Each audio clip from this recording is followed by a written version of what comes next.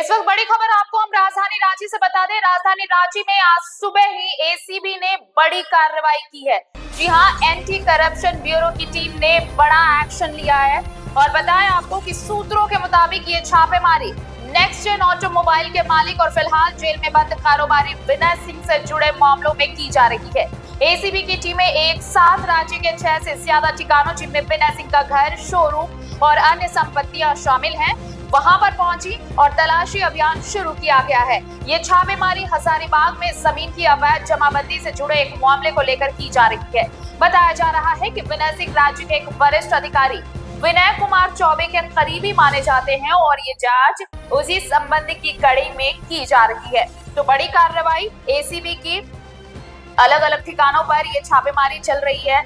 ये विनय सिंह जो विनय कुमार चौबे जो आईएएस अधिकारी, बड़े अधिकारी झारखंड के रहे हैं, उनके करीबी माने जाते हैं और हजारीबाग में जमीन से जुड़ा ये मामला है जिसे लेकर अब ये जांच आगे बढ़ी है और अब राजधानी रांची में भी विनय सिंह के कई ठिकानों पर एक साथ एसीबी ने दबिश डाली। हमारे साथ सहयोगी अभिषेक कुमार भारती जुड़े हुए हैं फोन लाइन पर। भारती, बड़ी कार्रवाई एसीबी की आज सुबह सुबह। देखिए, विनय सिंह जो है वो रांची में नेक्स्ट जेन ऑटोमोबाइल टूकनगर में हिस्से की मालिक जी। और विनय सिंह पिछले कुछ दिनों से जेल में भी बंद है। विनय सिंह हजारीबाग के फिलहाल ये जो एसीबी का एक्शन है कि हजारीबाग में एक जमीन घोटाला हुआ था, इस घोटाले में विनय सिंह जो है वो मुख्य आरोपी और इस मामले को देख करके उनके यहाँ ये जो एसीबी की छापेमारी चल रही है वो चल रही है। उनके टूकनगर स्थित आवास और मिलाकर के 6 ठिकाने हैं जहाँ पर जो एसीबी का छापा है वो पड़ा है। इसमें अशोकनगर में उनका ठिकाना है, नेक्स्ट जेन ऑटोमोबाइल का अशोकनगर पर वहां पर, और इसके अलावा हफ्ते की छापेमारी हो रही। विनय सिंह का काफी करीबी रिश्ता जो आईएएस से विनय चौबे उनसे काफी रहा है और विनय चौबे जो आईएएस ऐसा कहा जाता है कि विनय चौबे का पैसा ही विनय इधर उधर छपाते हैं। कई वित्तीय अनियमितताओं के मामले में भी विनय जो है उनको और उसपे वो मुख्य आरोपी है। पैसे में इस क्या एक्शन है, इस एक्शन के मायने क्या है अभी तो क्या निकलता है एसीबी के खाते में और एसीबी की तरफ से क्या रिलीज जारी कर रहेगा। लेकिन अब तक जो बता रहे हैं यही बता रहे हैं कि हजारीबाग का जो जमीन घोटाला उस घोटाले से जुड़ी मामले में एसीबी ने विनय सिंह का छापा मारा। विनय सिंह एक बड़े कारोबारी है रांची के, तो ऐसे में अब देखना है कि छापेमारी की जो परिणति होती है वो निकल करके आती है। हालांकि पिछले कुछ दिनों में आप ऐसे समझिए कि शराब घोटाले को जो है वो एसीबी टेक ओवर करती है। एसीबी ठीक उस समय टेक ओवर करती है जब उसमें ईडी का छापा पड़ता।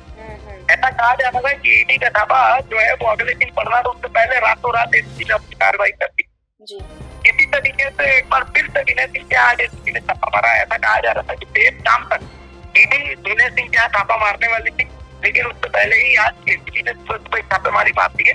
तो ऐसे में बहुत कुछ सवाल जो है वो सामने आते हैं। पिछले कुछ दिनों में आपने बाबूलाल मराठी के कुछ भी देखे होंगे। तो ऐसे में ये देखना है कि एसीबी की जांच में क्या कुछ निकलता है क्योंकि आपने देखा विनय चौबे के शराब घोटाले में वो उनको जमानत मिल गई। कारण क्या था, एसीबी की तरफ से चार्जशीट ही दाखिल नहीं।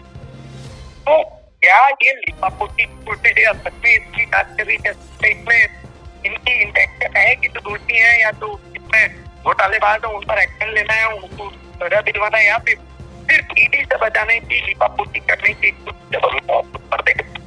आने वाला समय बहुत कुछ तय करेगा। देखिए, चलिए, शुक्रिया तमाम जानकारी के लिए आपका।